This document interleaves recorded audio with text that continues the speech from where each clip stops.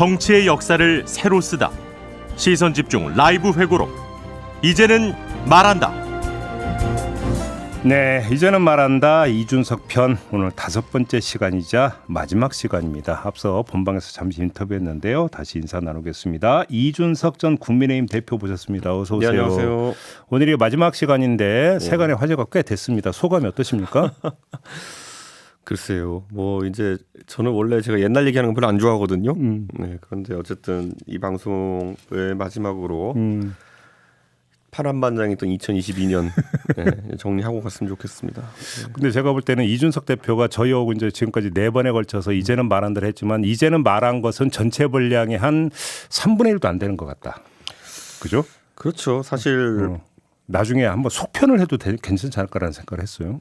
제가 드린 많은 말에 대해 가지고 그 뒤에 다 일화들이 한 3-4개씩 붙어 있어요. 그러니까 사실. 네, 그런데 그 개인 간의 신뢰관계나 아니면은 또 어렵죠. 네, 일화라는 게 제가 뭐 녹음기 들고 다니는 거 아니지 않습니까? 상대는 부인할 테니까 말씀 안 드린 것도 많아요. 그러니까. 예.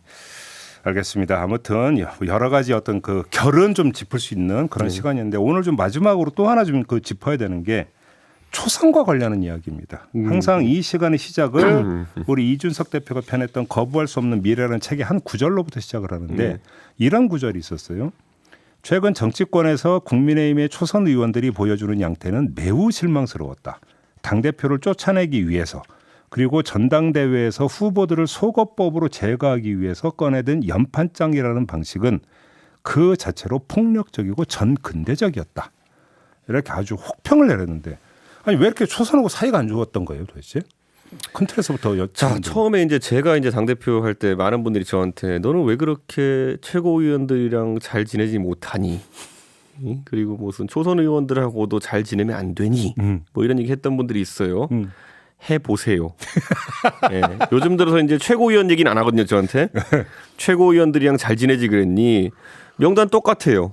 조수진, 김재원, 이렇게 다 똑같거든요. 해보세요. 자기가 할 수 있으면 그런 얘기 하세요. 그러면 제가 이렇게 한번 과거에는 옛날 한나라당 시절로 거슬러 올라가면 수요 모임이라는 것도 있었고 미래연대라는 것도 있었고 이른바 소장파로 불리는 남원정도 있었고 근데 그때의 어떤 그 초선의 모습과 지금의 초선의 모습은 많이 다르다고 평가하시는 겁니까? 이렇게 말씀드릴게요. 제가 그 아까 초선의 개혁적인 성향을 띠는 사람이 지금까지 많았던 것이 역사적 전례인데 이 말을 했어요. 우리 당의 초선 의원들한테 항상 제가 그 얘기를 하면은 왜 이렇게 개혁적이지 않고 왜 큰 꿈을 꾸지 않느냐. 그래서 제가 쓴 책에 보면 이런 표현도 제가 썼어요. 노무현은 초선 때부터 노무현이었고 YS도 초선 때부터 YS였고 DJ도 초선 때부터 DJ였다. 노무현은 초선 때 명패를 집어 던졌고, 네, 그랬죠. 88년. YS는 초선 때 이승만 대통령에게 당신의 독재에 대해 지적했고, 김대중 대통령은 초선 때 동료 의원을 지키기 위해서 필리버스터를 했다. 어허. 그게 그 초선의 그 위대한 지도자가 된 분들의 초선 때의 모습이었다. 그러면 우리 당 의원들한테 제가 간단히 식사하면서 아니면 술 한잔 하면서 이제 여쭤보면요. 대표님 저는 아직 힘이 없어가지고 그렇게 못합니다. 그런데 재선 3선 되면 하겠습니다. 그랬거든요. 그런데 제가 그냥 그때 들을 때마다 노무현이나 YS나 DJ는 호랑이였기 때문에 새끼 호랑이였을 때와 나중에 성체 호랑이가 됐을 때 다른 것이고 아예 종자가 고양이다. 이거는. 네.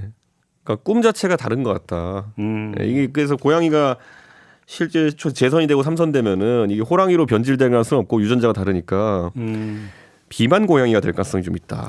관련해서 그 책에 또 한 대목이 이게 나와요. 그러니까 이번 초선 같은 경우 특징적인 것은 영남과 비례, 강남 상구의 일부 우세 지역구를 제외하면 초선 당선자가 전혀 없다는 것이었다. 그렇죠. 바로 여기서 그러니까 이번 초선 DNA가 달랐다 이런 평가신 겁니까? 원래 서울 지역에서 이제 초선으로 이제 좀 강북 지역이나 이런 당선되신 분들은요. 정말 다음에 재선되는 목표라는 것 자체가 정말 개혁적인 모습을 보이는 거에는 방법이 없어요. 말 그대로 이제 시베리아 벌판인 거죠. 아, 그렇죠. 그런데 이제 보면은 이게 운명인 게 뭐냐면요. 부산도 보면은 이번에 이번에는 의원 안 됐지만은 김혜영 의원 같은 경우, 민주당이 이제 봤을 때 보수 진영이 봤을 때 상당히 개혁적이다라고 하는 그런 의원들 같은 경우에는 부산 격전지에서 정치하고 있는 거예요. 예. 반대로 지금 와가지고 사람 많이 여러분께서 순천에 뛰고 있는 하람이가 천하람 후보가 만약에 다소 개혁적이라고 생각한다면은 거긴 그렇게 하지 않으면은 안 되는 곳이에요. 그런데 지금 우리 당의 이제 의원 중에 초선 의원들이 대다수가 한 90% 이상이 영남이나 강남이거든요. 이분들은 이번에 태용 의원도 초선이에요. 물론이죠. 강남갑과 강남벽은요. 거기는 거의 60% 이상 당 지지율, 70% 가까운 지지율로 당선되는 곳이거든요. 보수 정당이. 거기서는요. 그럼 70% 정도 되는 사람들이 있다는 거는 보수가 그 중에 절반 정도는 태용 의원이 하는 말 들으면 박수 친다는 거예요. 그리고 그분들 중에 상당수는 또 보면은 유승민, 이준석 정도 되면은 빨갛다고 생각하는 사람들이에요. 아, 진짜로? 그런 분도 있어요 보면은. 네. 그래요? 그렇기 때문에 저는 이제 그 지형에서 그렇게 된 거다. 저는 그래서 이게 그분들의 DNA도 좀 그런 게 있고요. 예, 큰 거 안 노리는 DNA. 그리고 당선된 지역 자체가 딱 가가지고. 예. 그러니까 출발부터가 온실이었기 때문에 시베리아 벌판으로 나갈 생각이 없다. 그렇죠. 젊은 사람들 만나서 그분들이 유세 왜 합니까? 어르신들한테 가가지고 하면 되는 거예요. 그리고 이 영남 고유의 문화 중에 선거 문화 중에 뭐가 있냐면요. 가면은 영남엔 선거 운동하면은 정말 미리 인사드려야 될 분이 많아요. 네. 어떤 분들? 이제 깍 가가지고 제가 당 대표 돼가지고 호남 일정 가면은 그런 거 별로 없거든요. 근데 영남 일정 가면은 이분이 무슨 지역 언론사 사장님인데 만나봐야 된다. 그리고 여기 가면 무슨 어디 학교 이사장님이 만나봐야 된다. 그다음에 여기 어디 가면 유림의 대표신데 만나봐야 된다. 어디 스님 주지 스님이신데 만나봐야 된다. 보통 당 대표 그러고 다녀요. 가면. 지금 이제 지역이면 오히려 카르텔이 더 많이. 그리고 그거 안 형성이 하면은 되죠. 이제 솔직히 말하면 그 새끼 싸가지 없다. 예. 그러니까 이 논리 때문에 대부분의 후보들이 가서 선거 운동하면 사람 만나기보다는 유지들 만나는 그런 일정으로 많이 잡거든요. 알겠습니다. 그러면 제가 그러면 관련해서 그럼 이 초선들이 예. 내년 총선에서 얼마나 공천을 받을 거라고 전망하세요? 거의 못 받을 겁니다. 단언하세요? 그 이중 액션에 지금 걸려 있어요. 지금 뭐냐면은 첫째로는 뭐냐면은 이분들이 초선으로 성과가 별로 없고요. 그렇기 때문에 대중적으로 박한 평가를 받습니다. 두 번째는 뭐냐면은 제가 봤을 때는 대통령께서 저한테 뭐 구체적으로 초선 누가 나쁘다 이런 얘기 한 적 없지만은 예. 대체적으로 대선 때 보면 초선들의 그런 어떤 모습에 대해서 신뢰를 안 하고 있습니다. 윤석열 대통령이? 예, 예. 아니 오히려 그 윤석열 대통령의 결정적인 고비 때마다 좀 이따 이제 그거 여쭤볼 건데 네. 고비 때마다 초선들이 들고 일어나서 도와줬잖아요. 윤석열 대통령을 후보 시절부터. 그런 게 이제 웃긴 거죠. 그러니까. 그래요? 우리나라 태극기 보수들의 가장 모순점이 뭐냐면은 이스라엘 국기를 들고 다니는 거거든요. 아, 예, 예. 근데 그분들이 기독교 근본주의적 성향이 강한 분들인데 반대로 이스라엘은 기독교 탄압 국가입니다. 예. 아, 그렇죠. 유대교죠, 유대교. 그래서 이스라엘에 가보면 재밌는 게 뭐냐면은 학교에 수학을 가르칠 때 더하기가 이렇게 십자 표시가 아닙니다. 아, 그래요? 네, 더하기를 십자가 표시로 쓰면은 이제 기독교 상징이라 그래가지고 뭐 어떻게 표해 그러면? 한글 오자 비슷하게 씁니다. 오. 한글 오자 비슷하게. 모음 오자 비슷하게 쓰거든요. 오, 그래요? 그러니까 이게 정작 이스라엘은 기독교를 진짜 탄압하는 국가 중에 하나인데 근데 한국에서는 기독교도들이 이제 이스라엘 국기를 들고 시위한다는 거 뭐 이런 거 비슷한 것처럼 정작 윤석열 대통령 초선 그렇게 안 좋아하는 것 같은데 초선들은 그 연판장 쓰면서 이렇게 달려들고 이런 거. 그러니까. 예, 그건 어쩌면은 그건 본인들도 알고 있을지도 몰라요 그렇게. 자, 그러면 이제 그 있었던 일 얘기로 좀 넘어가 봅시다. 그러니까 참 그 우리가 지난 4편 쭉 진행되는 동안에 여러 가지 이야기가 있었지만 이제 몇 번의 이제 그 고비점 네. 이런 게 있었잖아요. 네. 이때 이제 초선이 등장을 하는데 초선들이 그때 이준석 대표를 만나려다가 취소된 경우가 있었잖아요. 그런 것도 있었나요? 뭐 워낙 많아가지고. 그랬다 그때 김기현 대표, 지금의 김기현 대표가 네. 어떤 뭐 중간에서 이제 역할을 했고 이게 좀 이게 지금 만날 계제냐 뭐 이렇게 해가지고 취소가 되고 이런 적도 있지 않았었습니까? 그런 거죠. 그러니까 이렇게 말씀드릴게요. 그러니까 12월 20 며칠 날 그때 조수진 의원이 난리치고 나가지고였던가요? 그때 왜 내가 당신 명을 왜 받느냐 뭐 이거 예. 이 얘기 그때 그런 거 한 이후에 이제 갈등이 좀 있었잖아요. 그러고 나서 이제 한 번은 초선 의원 모임 하신다는 분들이 저한테 와가지고 막 이런저런 싫은 소리 하길래 그렇게 자신 있으시면은 제가 하는 게 이렇게 마음에 안 드시면은 초선 의원 다 나와가지고 저랑 같이 토론 한번 해보시겠습니까? 카메라도 들고 오고 하자. 맞아요 토론 뭐 그걸 제지한 거예요. 그러니까 왜 그게 왜 불발된 거예요? 카메라 들고 와서 뭐 초선은 1대 40 붙은다고 제가 지겠습니까 가가지고. 예. 그러니까 왜냐하면 제가 하는 일이 명분이 있는 일인데 제가 말싸움을 잘한다는 게 아니라 제가 하자는 게 젊은 사람들의 생각을 받아들이고 그리고 이게 완전 꼴보수 같이 하지 말자 이런 거였는데 제 노선이랑 붙어 그러면은 토론하면은 40명이 아니라 100명이 붙어도 그럼 어떻게 이기겠습니까? 그러니까 김기현 대표가 야 이준석이를 좀 더 몰아넣어야 되는데 이렇게 하면 완전 이준석이가 여론의 지지 받을 수 있다. 그래서 그걸 막아 세운 거죠. 중재가 아니라. 그러면 그때 그게 김기현 현 대표의 단독 판단이었습니까? 뭐였습니까? 절대 이준석의 카메라가 단독 찬스가 뜨는 거를 주면 안 된다는 그런 어떤 윤핵관들의 압박이었겠죠. 또 뒤에 또 윤핵관입니까? 김기현 대표는 그때 사실 저랑 호흡이 잘 맞았었어요. 그때 김기현 대표랑 추경호 그 당시 원내수석 대표가 갑자기 획 돌았었거든요. 어느 순간에? 네, 어느 순간에 그때 갑자기 그래서 저 사람들이 왜 저러지? 매력이 없이 저럴 정도의 사람들인가?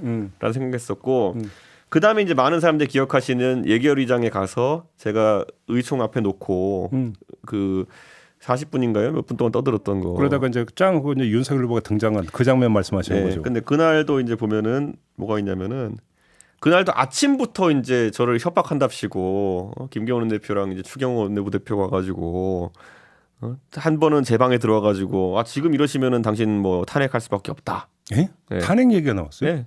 그래서 그렇게 하고 그다음에 나중에 가가지고는 그 의총장 가가지고는 그 김정재 의원이나 이런 사람들 우가우가 하면서 이제 막 하면은 그거 듣고 와가지고 또 이제 봐라 의원들 분위기 심상치 않다 그래가지고 제가 그냥 뭐 어쩌라고요 이랬어요 제가 그때.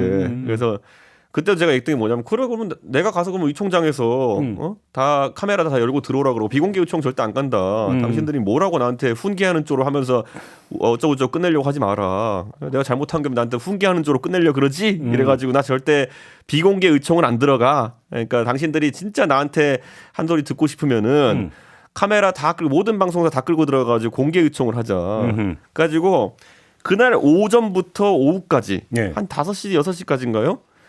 나는 공개 요청하면 들어갈게. 나는 거기 들어가서 어정쩡한 내가 인정하지도 않는 수준 낮은 사람들한테 훈계 쪽으로 듣고 싶지 않다. 네, 저 기억나요. 예. 그래서 한 6-7시간 그 실랑이 하다가 그냥 제가 가가지고 그 저거 한 거예요. 근데 탄핵 얘기를 꺼낸 게 그때 김기현 그때 원내대표였었어요? 추경호 원내대표. 추경호 의원이었고요 그때. 그때 원내수석? 뭐 둘 중에 하나였던 것 같은데 그때 탄핵의 이유를 뭐를 낸 거예요? 뭐 당 대표가 무슨 뭐 대선을 지려고 한다니 뭐 이런 것부터 해서 그래서 근데 그럼 택도 없는 소리고 그러니까 그날 제가 너무 웃긴 기억들이 많았던 게 뭐냐면요 딱 수준이 보이거든요. 그러니까 지금 이 연판장 사태가 뒤에 이제 나오잖아요. 맨날 이제 하려는 게 그런 거예요. 그러니까 문 닫아놓고 이렇게 막 이제 자기들끼리 말 안 되는 소리 하겠죠. 그 다음에 당 대표를 우리가 굴복시켰다 이런 거 하려고 했던 거예요. 절대 비공개 요청 같은 거 안 들어간다. 근데 그 수작을 모를 줄 아냐. 그래서 아니 그럼 당이 망하든지 당신들이 알아서 하고 그게 싫으면은 공개 요청으로 해가지고 카메라 들고 와서 하자. 내가 틀린 말 한지 보자. 그래가지고 그때 그래가지고 이제 분통을 터뜨리다 못해 이제 의원들이 어쩔 수 없다. 예, 우리 대통령 대통령 후보께서 오셔가지고 통 큰 모습을 한번 보이셔야 되는데 공개든 비공개든 이 녀석이 와서 이제 안에 들어와야 되는데 해가지고 결국에는 당연히 급한 쪽이 굴복하게 돼 있죠. 그래서 그렇게 됐던 거고. 근데 그때 초선 몇 명 오고 일식집에서 술 마시면서 얘기한 적도 있지 않았어요? 있죠. 예. 그때 무슨 얘기 나눴어요? 그때 초선들하고 밥 많이 먹어요. 이분들이 특별한 게 아니라. 요것만이 아니라? 예, 밥 많이 먹어요. 그러니까 사람들이 착각하는 게 제가 초선들이랑 교류를 안 해가지고 뭐 그런 거 아니라 저는 항상 이런 거예요. 최고위원이든 초선이든 뭐냐면은 당 망할 법한 이상한 소리 하면 제가 막아 세워요. 예를 들면. 이런 거 있어요. 옛날에 김건희 여사 무슨 뭐 학력 관련해 가지고 뭐 문제 터졌을 때 갑자기 어떤 정신 나간 사람들이 저한테 막 이러는 거예요. 찾아보면 나와요, 그거. 그때 교수 출신 국민의힘 의원들이 이 건은 문제가 안 된다는 성명을 집단으로 발표하기로 했다 뭐 이런 거예요. 그 초선 의원 입에서 그런 얘기가 나왔어요? 거의 다 초선이에요. 교수 보면은. 근데 제가 보니까 뭐 교수 명단을 봐도 제가 봤을 때 뭐 그렇게 뭐 학계에서 대단한 교수님들도 아닌 것 같고 무슨 겸임 교수 이런 거 갖고 명단 들고 와가지고 뭐 이건 학구적으로 문제 안 된다 이래가지고 그래서 제가 의원님한테 그래서 아니, 당신들이 어디 잘 보이고 싶은 거 알겠는데 이거 하면은 당 선거 망하고 당신들 웃음거리 된다. 예, 그래가지고 막 하니까 또 그걸 가가지고 우리가 여사님을 지키려고 했는데 이게 이준석이 막아 세워가지고 아니 그러니까 이런 거예요. 그러니까 선거 되면은 당 대표의 머릿속에 있는 모든 생각은 이게 표에 도움이 되느냐 안 되느냐예요. 네, 그렇죠. 예. 표에 도움이 되는 이 사람들은 근데 거꾸로 뭐냐면은 오늘 내가 무슨 실적을 냈느냐 안 냈느냐 누구에게 보여주기 위한 아니 국민들한테 표를 받을 생각을 해야지 어디 가가지고 그래가지고 그때 그 대선 때 기장이 웃긴 게 2개 있었는데 뭐냐 하나는 그 교수 출신 의원들이 한다고 했던 거 그리고 두 번째는 뭐냐면은 뭔가 이재명 후보에 대해 가지고 허위사실 유포 비슷한 걸 한번 했다가 초선 의원 위주로 해서 한 30명 40명 가까이가 집단 고소당했어요. 뭐 내용도 잘 모르고 뭐 기자회견했다가 그래가지고 꼭 시키지도 않고 이제 하지 말라는 거 하다가 그렇게 망신사는 사람 되게 많았어요. 그래요. 그러면 당시 초선 의원들의 이런 움직임 뒤에도 역시 윤핵관이 있었다 이런 판단이시고 그렇게 알고 계시는 겁니까? 제 말 호소인들이죠 전부 다. 호소인? 네. 좀 여기서 윤핵관과 윤핵관 호소인 그 구분 기준 좀 얘기 좀 해주세요. 어떻게 구분이 되는 겁니까? 윤핵관이라고 하는 사람들은요. 그러니까 이제 이런 거예요. 결국에는 대통령이 어떤 기능을 인정해가지고 특정 인물에 그래가지고 실제로 그런 소통을 하는 사람이고. 그러니까 대통령이 인정한 사람. 네, 그러니까 기능을 인정해서. 네. 그런데 소소인들은 그냥 그 전원에 따라서 움직이는 사람들. 인정받기 위해서 열심히 하는 사람들 이렇게 되는 겁니까? 이준석에 대해서 어떤 분이 뭐 이 새끼 저 새끼 했다더라. 그러면은 이준석을 싫어하는구나. 그럼 언젠가 한번 이준석을 시키지 않아 들이받아 가지고 내가 한번 눈에 들어야겠어. 이런 게 호소인유죠 이제. 부평초네요 그러면. 열심히 해봐도 그래도 그게 골품제도를 넘어서는 게 쉬운 게 아닌데 그게. 근데 이제 그 몇몇 장면에서 그 초선들이 집단 행동을 하잖아요. 네. 그 집단 행동을 할 때는 항상 그러니까 뭐냐면 중심에서 뭔가 이제 앞에서 끌고 가는 사람이 있기 마련이잖아요. 네. 그러면 국민의힘의 초선 그룹 안에서도 이른바 핵심이라고 할 수 있는 네. 이른바 주동급이라고 할 수 있는 이런 사람이 있었던 겁니까? 어떻게 되는 겁니까? 있죠. 네. 누굽니까 그 사람이? 우선 재선 그룹에서는 이제 김정재 의원 같은 사람들이 이제 앞장서는 거고 네. 초선 그룹에서는 뭐 이름 대긴 뭐하지만은 몇 명 있습니다. 몇 명 있어요? 네. 그러면 그 사람들이 이른바 윤핵관 호소인이라고 보면 되는 겁니까?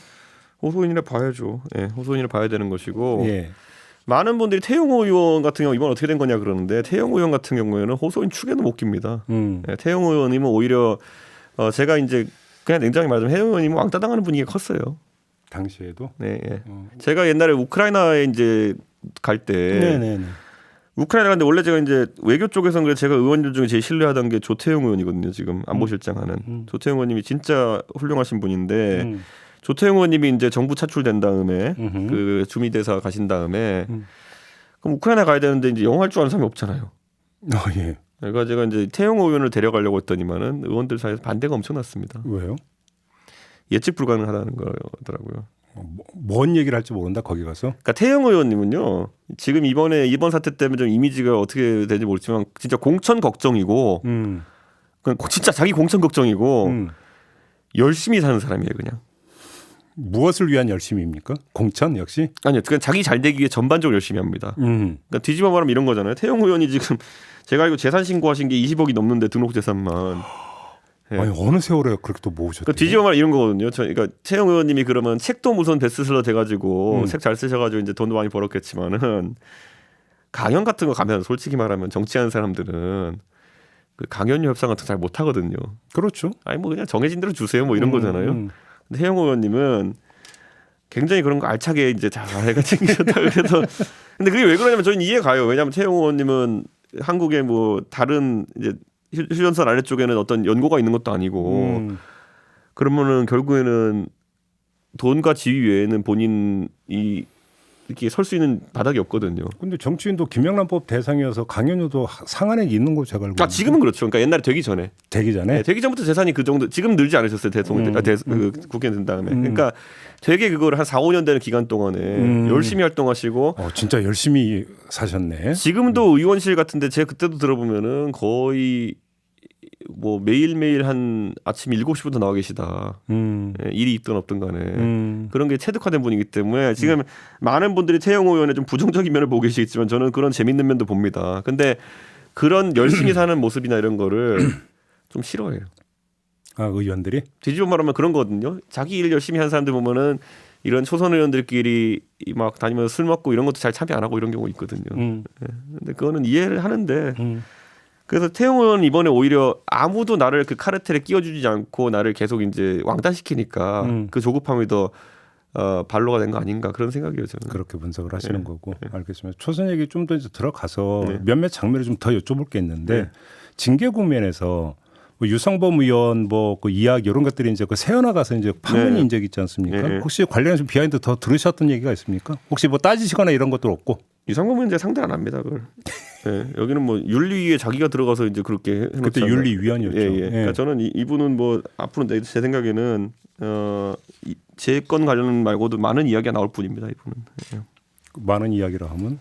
근데 이분은 제가 봤을 때 다음 총선이 그걸 밟지 않기 때문에 제가 그냥 지금 언급할 필요는 없고 나중에 얘기하겠습니다. 총선에 밟지 않다는 게 공천을 두고 하시는 말씀입니까? 당선을 두고 하시는 말씀입니까? 그 동네가 영월 평창 이런 데 아닙니까? 예. 저는 상대 후보로 아마 거물급이 나올 것 같은데요. 그래요? 이광재 지사 나오지 않을까요? 이광재 지사가 그렇죠. 이광재 총선 출마로 나오는데 지역구가 문제인 거죠. 원래 원주에서 이광재 의원이 하셨는데 이번에 보궐로 이제 박정하 의원님이 들어가셨는데 거기도 좀 개혁적인 의미가 있어가지고 쉽지 않을 거라서 아마 원래 이광재 의원이 영월 출신인가 그러실 거예요. 평창인가 뭐 그럴 거예요. 그래서 뭐 세게 붙으십시오. 예. 그렇게 보고 아무튼 그때 이게 이제 언론에 공개가 됐잖아요. 네. 어떤 생각 드셨어요? 아니 본인이 다 윤리 때부터 그런 거 내부에서 예? 그때 많은 분들이 윤리위원들이랑 그 안에 있던 당직자들 얘기하기로는 그 유상범 의원이 계속 윤리할 때 밖에 화장실 브레이크를 많이 가셨다는 얘기가 있어요. 왜? 화장실 브레이크인지 담배 브레이크인지 윤리위 내에서 회의하는 게 아니라 밖에 뭐 연락받고 오실 일이 있지 않았을까요? 그러면 담배동 화장실에서 그 이유를 대고 나가서 통화를 한다 이런 말씀이신가요? 라고 의심하는 거죠 사람들이. 그래요? 장이 안 좋으신가? 그렇게 보시는 거고. 그 둘 중에 하나 장이 안 좋거나 전화하실 거나. 추측이신 거죠? 제 추측이죠 당연히. 그래요? 예. 그다음에 또 하나 그 초선 의원들이 그 문재인 정부 때인데 청와대 분수대 앞에서 릴레이 시위하고 이런 적이 있었잖아요. 예. 그때 뭐 추미애 법무장관 규탄하고 막 이러면서 예. 이것도 그러면 초선들의 독자적인 결정입니까? 아니면 뒤에 윤핵관이 있었던 겁니까? 뭡니까? 초선들이 생각보다 이렇게 그 연판장이라는 거 돌리고 어디 뭐 시위 나가고 이럴 때 보면요. 되게 이제 나 가야 돼 말아야 돼 때문에 막 저한테 상의한 일이 있었어요. 그게 굉장히. 그래요? 네, 굉장히 많았어요. 그러면. 이건 여기에 이제 내가 그 걸쳐야 되느냐 말아야 되느냐 네. 판단이 모호할 때. 저는 대부분 하지 말라 그러죠. 음. 그러면 이제 또 윤핵관들에 가가지고 또 후보한테 살살 이러져 가가지고 예. 우리가 민주당이랑 세게 붙으려고 하는데 이게 이준석이가 또 말렸습니다. 맨날 그런 식인 거예요. 그러니까 이런 거거든요. 저한테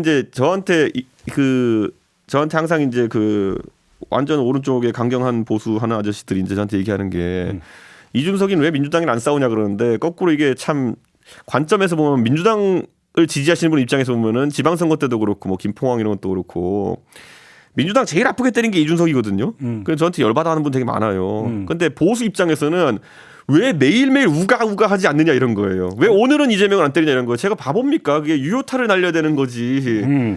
무슨 아침에 뭐 옛날에 문모닝 이런 것처럼 예. 아침에 일어나면 문재인 대통령 한번 까고 이런 게 문모닝이잖아요. 옛날에. 그걸 제가 왜 해야 됩니까? 대표식이나 돼가지고. 근데 딱 그 수준인 거예요. 아침에 일어났는데 왜 이재명을 안 까냐? 그러면 민주당 프락치 않냐? 뭐 이런 식이에요. 논리 수준이.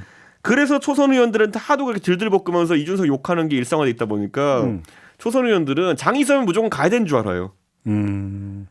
왜냐하면 존재감을 뭔가 저기 각인시켜야 되니까. 아니 이게 무슨 그 초선 의원들이 벤치 클리어링하는 식의 정치를 하는 것도 아니고 야구 선수들 그렇잖아요. 빈볼 맞으면은 네. 의례적으로 벤치 클리어링 하러 가야 되잖아요. 그게 그거를 해야 된다고 생각하고 있어요. 지금 되게. 네, 근데 그게 이제 자기들도 이상하다 생각할 거예요. 그리고 이재명을 공격하기 위해서 벤치 클리어링하는 거 이해 가겠는데.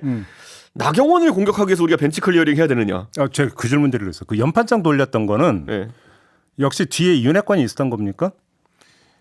제 생각에 호소인 레벨에서 한 거고요. 이거는. 그러면 초선 호소인.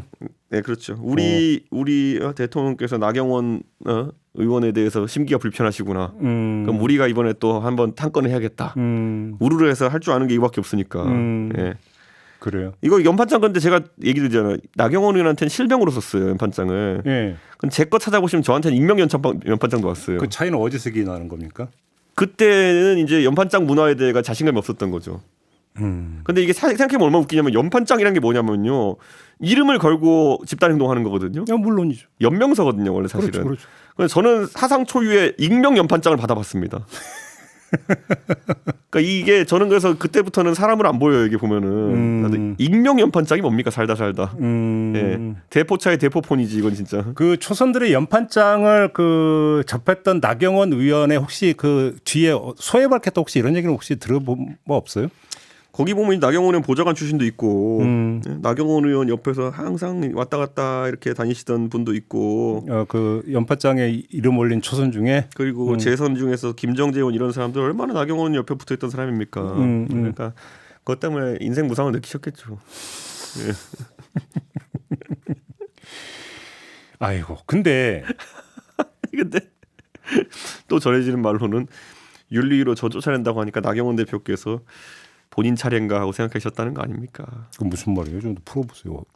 1차 징계 때 얘기입니까? 2차 징계 때 얘기입니까? 그 기억 안 나는데 1차 그러니까 또 언론에 나와서 또 호쾌하게 또 이준석 징계에 대해서 또 정당하다는 뜻이 또 말씀하셨죠. 또 나경원 전 의원이. 예, 아마 또 그 다음 차례는 당연히 본 얘기 오지 않을까라는 생각하지 않았을까. 그러면 이제 사전 방패 차원이었습니까? 예? 그렇게 해석을 하시는 아니 겁니까? 그런 의미가 아니라 이준석이가 대표 잘리면은 다음 대표 자리 나한테 오지 않을까. 예. 그렇죠. 그래서 전당 나오셨잖아요. 예. 그렇죠. 근데 그러면 역으로 지금 계속 초선 그룹에 대해서 질문을 드렸는데 거꾸로 네. 우리 이준석 대표와 정치 행보를 같이 했던 허은하 의원도 초선이잖아요. 네. 그러면 허은하 의원은 초선 그룹 안에서의 위상이나 관계는 어땠습니까? 원래 허은하 의원이랑 저랑 별로 예전에 교류가 없었어요. 근데 이제 초선 의원들 이제 그 명단을 놓고 있으면 제가 가장 이제 대표할 때 힘들었던 게 뭐냐면은 인선이었습니다. 인선. 네. 인선을 할 때 보면은 참 땅에 의원이 110명 가까이 있는데 야 이거 이 자리에 맞는 사람을 누굴 집어넣지? 이게 되게 고민이에요. 그래서 우리가 이제 수석 대변인을 이제 임명하는데 초선 의원 중에서 한번 임명해 보려. 제가 오히려 제 당직 인선을 보면요.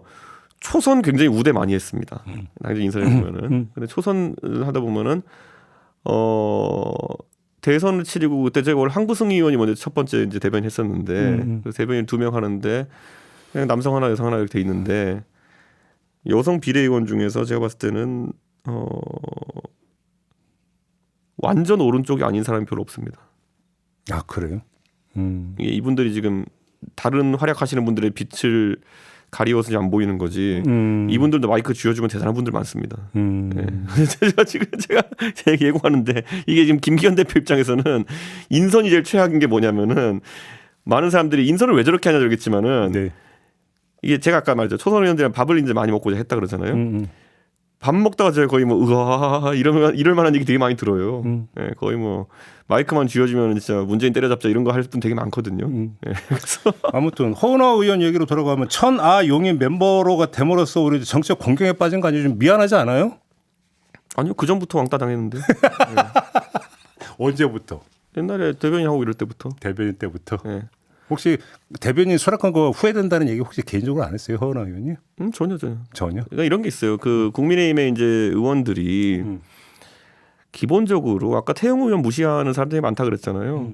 허은하 의원도 무시하는 사람 굉장히 많아요. 그 이유는 또 뭐예요? 스튜어디스 출신이라고. 아닐 거라 생각하죠. 굉장히 많고요. 비하적인 표현도 굉장히 많았어요.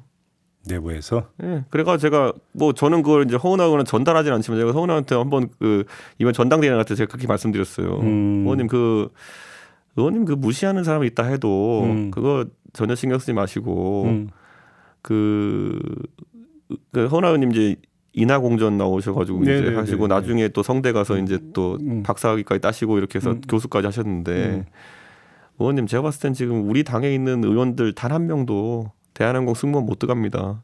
저런 정신 상태와 저런 그런 거로는 그러니까 의원님이 훨씬 그 분야에서는 전문가시고 그 분야에서는 최고의 학교 나오셨고 저는 전혀 밀리지 마십시오. 뭐 되게 많이 위축돼 있었어요 예전에. 아 그래요? 그런데 이제 저는 오히려 허은하 의원 이번에 되게 자신감 얻었다 생각해요. 총선 전망은 어떻게 보세요? 그분의 총선 전망. 저는 뭐 공천이나 받겠어요? 다른 초선들이랑 뭐 다르지 않기 때문에 그건 똔똔이다 이렇게 봅니다. 그거는. 그렇게 보고.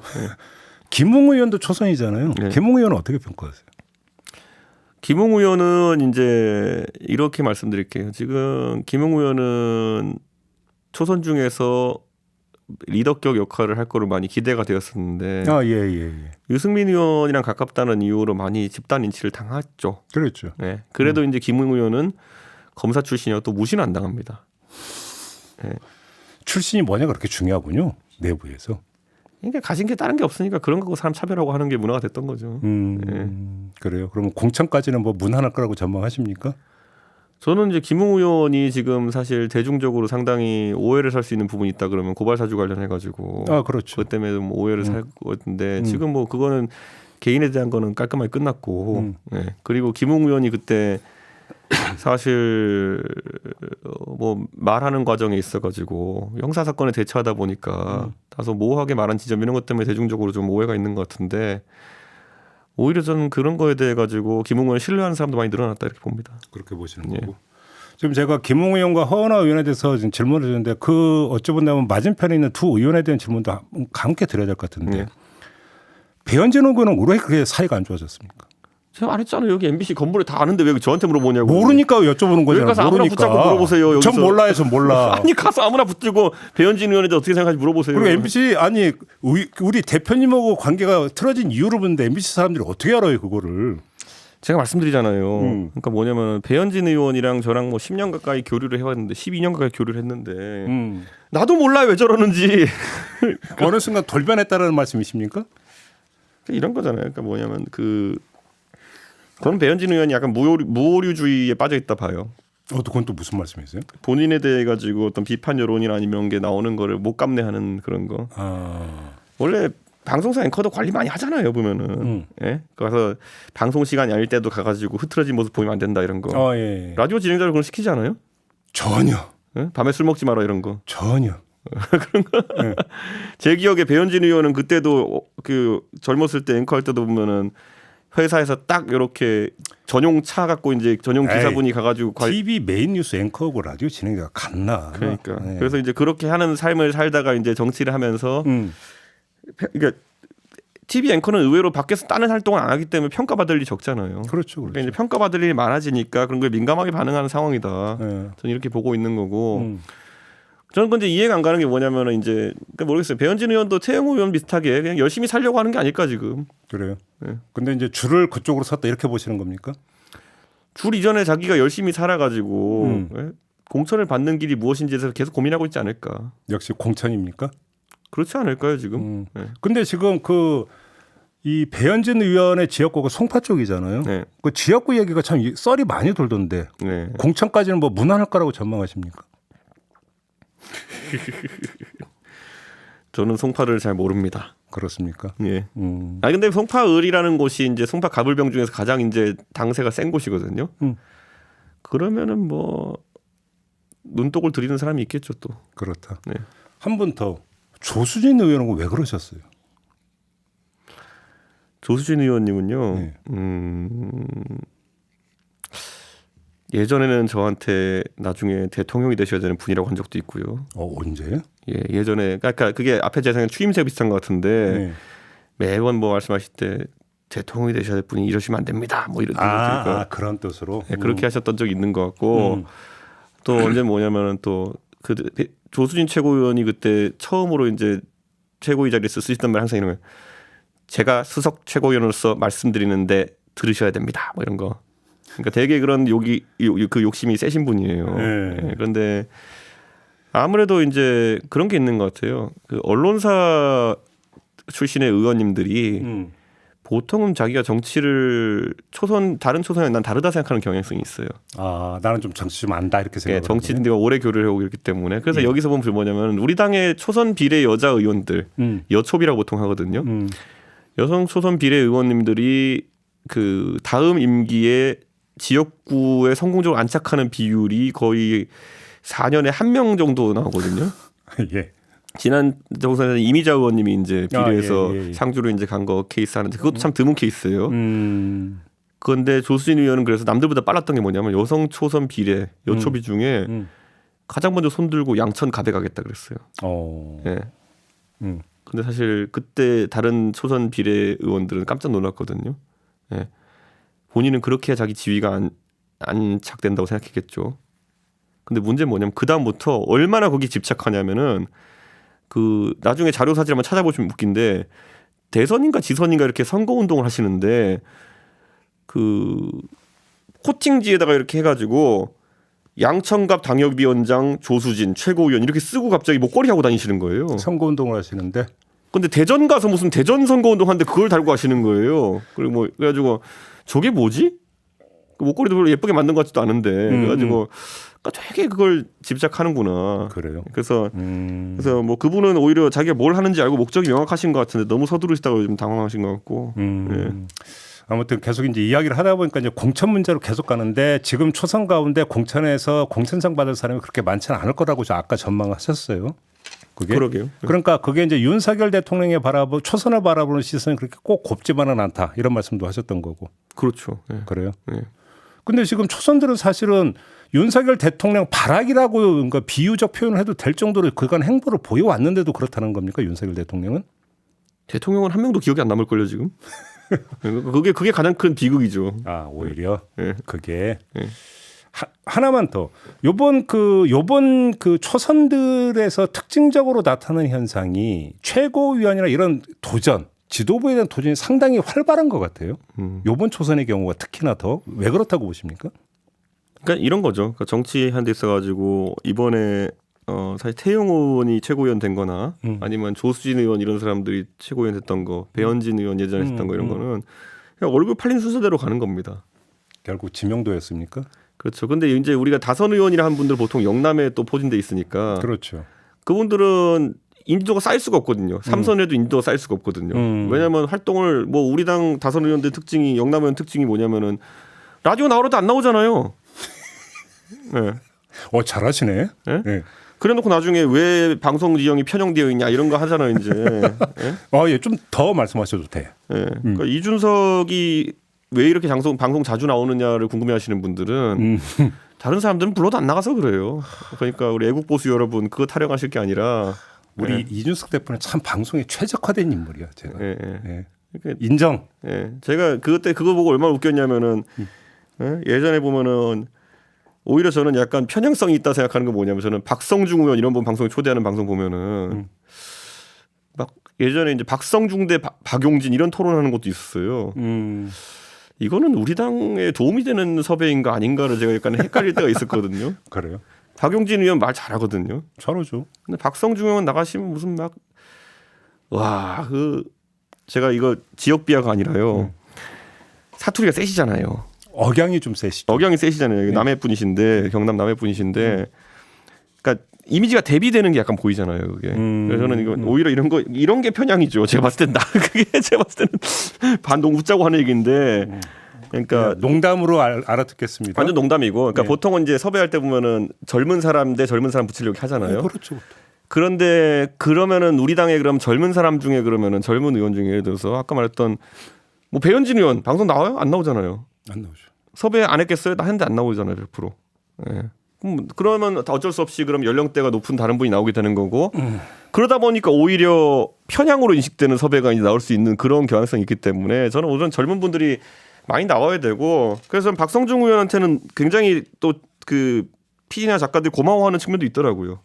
나와줘서. 어쨌든 나와주시니까. 그러니까 근데 다른 분들은 나와달라고 해도 안 나오니까. 초선 얘기를 했으니까 이 질문도 드려야 텐데 근데 우리 이준석 대표는 언제 초선 되시는 겁니까? 글쎄요. 국민들이 선택해 주실 때. 역시 또 노원병입니까? 우선 전 노원병을 기본으로 생각하고 있고 예. 그리고 저는 상대가 뭔 방해하면은 능동적으로 대처하겠다. 그래요? 예. 근데 공천장은 못 받으실 것 같은데? 그러면 그거에 대한 능동적으로 대처하겠다. 무소속 출마? 아니 뭐 그거 특정하지 않고 무엇이든 능동적으로 대처하겠다. 능동적인 뭐 뭔가 본인이 선택지라고 하는 게 뭐 무소속 출마면 뭐가 있어요? 많아요. 또 뭐가 있는데? 많아요. 그래요? 네. 그건 지금 청기누살입니까? 청기 누설 이런 거도 아니고 그 SLBM 같은 겁니다. SLBM이 이제 딱 이게 잠수함 탄도 미사일이잖아. 그러니까 SLBM이 무서운 게 뭐냐면은 보통 미사일은 북쪽에서 날아온다 생각하잖아요. 그렇죠. 근데 이게 SLBM은 쓱 가가지고 갑자기 거제도 앞바다에 쑥 나와가지고 거기서 뒤에 쏠 수도 있어요. 지금 그 말씀은 제가 딱 감이 왔는데 네. 국힘 입장에서 정말로 그러니까 전략적 어떤 그 포스트를 점한 어떤 후보를 냈는데 거기에 출마할 수 있다는 뜻으로 들리는데 헛다리 짚으셨어요. 아닌가요? 그러니까 어쨌든 그러니까 그런데 이제 이런 게 왜 그러냐면 사드는 항상 이제 미사일을 보면 우리가 김천에도 있고 이렇게 하지만은 한쪽을 방향으로 레이더를 쏠 수밖에 없어요. 사드는. 그렇죠. 예. 근데 예를 들어 그거는 북쪽에서 날라온 미사일만 막는데 갑자기 이게 뒤에 가서 거제도 앞바다에서 잠수함이 솟아 올라가지고 SLBM 쏘면은 사드 레이더는 뒤에는 못 봐요. 뭐 그런 거 비슷하게. 예. 알겠습니다. 예. 뭐 더 얘기 안 해줄 테니까. 자, 이제 그 총 5회에 걸쳤던 이제는 말한다 이준석 편을 좀 마무리해야 되는데 네. 이게 이제 그 상당히 인기가 많았고 많은 네. 분들이 봤어요. 네. 이때 이제 댓글에 많이 올라왔던 그 의견 겸 질문이 하나 있는데 네. 이걸 맨 마지막 질문으로 드려야 될 것 같은데 우리 이준석 대표가 그 5회 동안에 윤석열 정부 내지 윤석열 대통령에 대해서 상당히 어떤 비판적인 입장을 많이 취해 네. 주셨는데 네. 근데 돌아보면 결국은 이준석 대표가 윤석열 정부 창출에 가장 기여한 사람 아니냐. 응? 그러면 책임의식을 느껴야 되는 거 아니냐. 이런 댓글도 많이 있었거든요. 어떤 말씀 주시겠습니까? 그거야 당연히 이거 대선 팀전이고 우리 얘기하잖아요. 지금 아무리 윤석열 정부가 뭐 마음에 안 드는 분이라 하더라도 예를 들어 뭐 한국과 일본이 외교를 하면 한국이 잘 되길 바라시는 분들이 99.9% 아니겠습니까? 당연하죠. 그런 것처럼 저는 팀전에서는 어쩔 수 없는 것이고 뭐 대선 후보를 제가 선출했습니까? 당원들이 선출한 후보인데 저는 당 대표로서 직을 수행할 수밖에 없는 상황이고 저는 윤석열 후보가 당선될 만했으니까 당선됐을 거다 이렇게 보고 제가 기여한 부분도 있겠지만은 책임의식이라고 하는 것은 그 창출 자체에 있는 것보다도 저는 책임감을 가지고 잘못하는 게 있으면 좀 비판하겠습니다. 그건. 그게 오히려 이제 책임의식을 구현한 행동이다 이렇게 보시는 거예요. 아니 뒤집어 말하면은 예전에 그 이낙연 이재명 경선 붙었을 때 예? 이낙연 지지하셨던 분들 상당수 이재명 뽑았잖아요. 이건 저한테 왜 그러세요? 그러면 하나만 더 추가 질문을 드리면 이제 그 다음 주면은 그 취임이 일주일이 되거든요. 예. 만약에 그 윤석열 대통령한테 꼭 조언 내지 진언을 하고 싶은 게 있다면 어떤 걸까요? 이런 거잖아요. 지도자가 무한 책임을 지겠다라는 말로 보통 시작하는데 그렇죠. 갈수록 이제 그 말을 지키지 못하게 되면은 힘이 빠지는 것이거든요. 이번에 예를 들면 간호법 논쟁 같은 경우에도 저는 이런 생각을 해요. 그러니까 간호법에 대해서 제가 정확히 설명해 드릴게요. 예. 원희룡 정책본부장이죠. 원희룡 정책본부장은 그 당시에 간호사들을 찾아가지고 간호법이 대통령의 의중이라는 취지로 이야기했어요. 공식이다라는 말까지 했어요. 네, 그렇게 얘기했거든요. 그리고 그 영상이 남아 있거든요. 네. 대통령께서는 그게 이제 내가 한 말은 아니다라고 할 수는 있겠지만은 그 자세는 좀 무책임해 보입니다. 그렇다면 저라면은 이런 거예요. 오히려 지금 간호법에 대해서 강하게 반대하고 있는 간호조무사라든지 아니면 의사나 다른 직군들도 수건 사업들이 있습니다. 그럼 그런 것들을 같이 한번 탐문해 가지고 각자 조금씩 풀어 나가는 그런 이야기가 이제 좀 돼야 되지 않을까. 예를 들어 지금 이런 것도 있어요. 간호조무사 하시는 분들은 지금 4년제 대학을 따로 설립하지 못하게 돼 있습니다. 그런데 예를 들어 그런 것들 규제를 풀어낸다든지 서로 각자 직역에서 하나씩 내려놓고 하나씩 이제 타협점 만들어 나가면 할 수 있거든요. 근데 꼭 간호법은 아니다. 요렇게 해버리면은 어느 누구에게도 환영받지 못한 상황이 올 수도 있습니다. 그런데 제가 말했던 것처럼 언제나 공약이라는 건 되게 무겁다는 생각으로 철회를 할 때도 깊은 설명이 필요하고 이런 건데 지금은 그냥 내가 말한 건 아니다 뭐 이렇게 돼버리면은 힘듭니다. 그런데 이런 것들이 한두 개가 아닐 겁니다. 그래서 대통령께서 그런 걸 잘 좀 살폈으면 좋겠다. 혹시 그 윤석열 대통령 본인이나 네. 아니면 윤핵관이라고 지칭되는 분들이 네. 이준석 대표를 좀 한번 보자. 그래서 우리 좀 쌓인 거 좀 풀고 오해가 있다면 풀자. 혹시 이런 어떤 연락은 온 적이 없었습니까? 그러니까 제가 그래서 이렇게 얘기하면 어떤 사람들이 저한테 대통령이 만약 화해를 한다고 하면 하겠느냐 이렇게 하거든요. 화해는 술 먹고 싸운 다음에 하는 게 화해고요. 네. 예, 술 먹고 말싸움하다 하는 게 화해고요. 제 입장에서는 교통사고에 뺑소니까지 당한 거거든요. 이건 화해의 문제가 아닙니다. 이거는. 예, 그러니까 이거는 그렇게 표현할 상황이 전혀 아니고 제가 대통령한테 뭘 태클을 걸었습니까? 그러니까 지금 상황은 오히려 이제 보면 이런 거죠. 제가 지금 와서 물어보잖아요. 그냥 앵무새 같이 사람들이 반복해서 얘기한 다음에 그게 이제 기정사실화돼서 도는 것들이 있어요. 유승민이 배신했다. 뭘 배신했는데요? 이런 것처럼. 그럼 이준석이 무슨 내부 총질했다는 건지 본인부터가 한번 밝혀보시라. 예. 그리고 그 내부 총질이라는 단어에 대해서 본인이 철회하시고 반성하는 게 크다. 그게 보면은 그런 게 바로잡는 게 중요한 거지. 예. 그러니까 인식의 교정이 되지 않고서는요. 화해하자. 그런 게 울산해동 같은 데 있었던 일입니다. 술 먹고 풀자 이런 것 같은 그런 말도 안 되는 소리. 그러니까 한 번, 두 번까지는 돼도 세 번째까지 그렇게 하겠습니까 사람들이 이걸. 알겠습니다. 하나만 더. 그러니까 네. 5.18 광주 민주화운동 기념식에 이제 광주 네. 찾잖아요. 천하용이라고 같이. 네. 근데 저거 예를 들어서 이제 이준석 대표가 국민의힘이 이제 호남에서의 지지세라든지 이런 차원에서 그러니까 공학적으로 접근하는 거 말고 네. 개인적으로 어떤 심경의 차원에서 한번 여쭤보고 싶은데 네. 이준석 대표에게 광주는 어떻게 지금 그 마음속에 지금 자리하고 있는 거예요? 제가 전당대회 때 제가 당선됐을 때 광주 가서 한 연설이 있거든요. 근데 거기 보면 이렇게 있어요. 제가 당대표가 되면은 아마 80년 5월 광주 이후에 태어난 첫 번째 당대표일 겁니다. 저는 광주에 대해 가지고 어떠한 잘못된 교육도 받은 적이 없고 그래서 잘못된 인식을 가지고 있지 않습니다. 그렇기 때문에 개인적인 부채도 있지 않습니다. 그렇기 때문에 앞으로도 광주에 대해서는 저는 미래를 이야기하겠습니다. 그래서 이제 대선 때도 그렇고 가서 그 저희가 광주 쇼핑몰 공약이라는 것이 처음으로 나오게 된 것이 보수 정당은 지금까지 광주에 가면은 5월 광주에 대해 가지고 본인들이 잘못했다 이런 거 정도 하는 정도가 최대치였어요. 그래서 저희는 미래를 얘기하겠다 그랬던 것이고 지금도 제가 순천 가서 이제 중학생들 가르치겠다는 게 뭐냐면은 적어도 나중에 누군가가 저한테 전라도에 네가 무슨 기회 했니 그러면은 지금 제가 가르치고 있는 중학생들 중학교 2학년생들 수학 점수를 올렸습니다라도 얘기하고 싶습니다. 이게 가벼워 보이지만은 사실 그 아이들이 나중에 커가지고 순천에서 정말 호남 발전을 위해 가지고 각자의 노력할 수 있는 상황이 되면은 그럼 제가 행복한 거죠. 씨를 뿌린 거니까. 혹시 그 아까 SLBM 얘기인데 광주에 출마할 생각은 없어요? 닫아두지 않겠습니다라고 하면 또 이제 억측이 이제 많이 나올 텐데 광주는 너무 자기적이죠. 제가 가서 이렇게 출마하게 되면은. 그렇게 하기에 알겠습니다. 사실 이제 이준석 대표를 보시고 이제는 말한다 이제 그 5편까지 진행되는 데 있어서 어떤 모티브라고 할까요? 어떻게 이제 거부할 수 없는 미래라는 책인데 거부라고 하는 표현 속에는 사실 그러니까 일종의 소명 의식이 담겼다 이제 저는 그렇게 읽었거든요. 본인이 생각하고 있는 내가 정치를 해야 되는 이유 내지 정치를 해서 꼭 구현하고 싶은 게 있을 거 아닙니까? 그 뭐예요, 그게? 저는 제가 그 얘기 하거든요. 그냥 저 보수 진보 이런 거 전해요. 제가 조국 장관 사태 때 잠깐 마음이 안 좋았고 이랬던 거는 저는 제가 노원구 상계동에서 진짜 그냥 화이트 칼라 셀러리맨 아들로 이제 살아오면서 그냥 어릴 때 공부 열심히 하면은 잘 될 수 있어라는 그 아주 간단한 사회 신조 하나 믿고 제 지금의 성과들을 이뤄낸 것인데 요즘 저보다 젊은 그러니까 중학생이나 이런 친구들한테 그 비슷한 얘기하면요 안 믿어요. 저는 그 사다리가 깨지는 게 너무 마음이 아파가지고 제가 그래서 옛날에 실력주의니 뭐 이런 얘기 할 때 보면 많은 사람들이 그게 오히려 기회를 닫는 게 아니라 하겠지만은 차라리 실력주의가 오히려 나은 거지 지금처럼 부모 찬스니 뭐냐 이런 변수가 참 많은 것들 이런 게 오히려 더 젊은 세대는 절망일 수 있는 거거든요. 그래서 저는 그런 걸 좀 지향하고 이제 올라왔던 것이고 그 사다리가 끊기지 않았으면 좋겠다는 생각에 정치하는 거고 그 안에서 보수의 가치를 통해서 구현할 수 있는 게 있다 그러면 공정한 경쟁 이런 것들 추구하는 것이지 이게 사라지면 서글플 것 같아요. 그러니까. 미국 가보시면요. 미국 사회는 어느 정도 단절됐어요. 그래. 중학생이 되면은 공부를 더 할지 안 할지 포기할지 결정하는 경우가 많거든요. 그렇죠.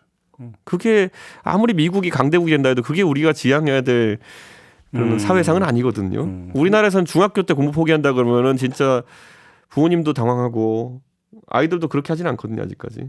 근데 우리는 항상 그 꿈을 살리는 그런 나라가 됐으면 좋겠어요. 그 말씀하시니까 갑자기 또 이거 관련해서 어떤 특정 인물이 또 머릿속에 떠올라서 질문하고 싶은 막 그러니까 이게 욕망이 드는데 마무리를 해야 되니까 그냥 포기하겠습니다. 네, 누군지 알죠? 네, 그냥 포기하고.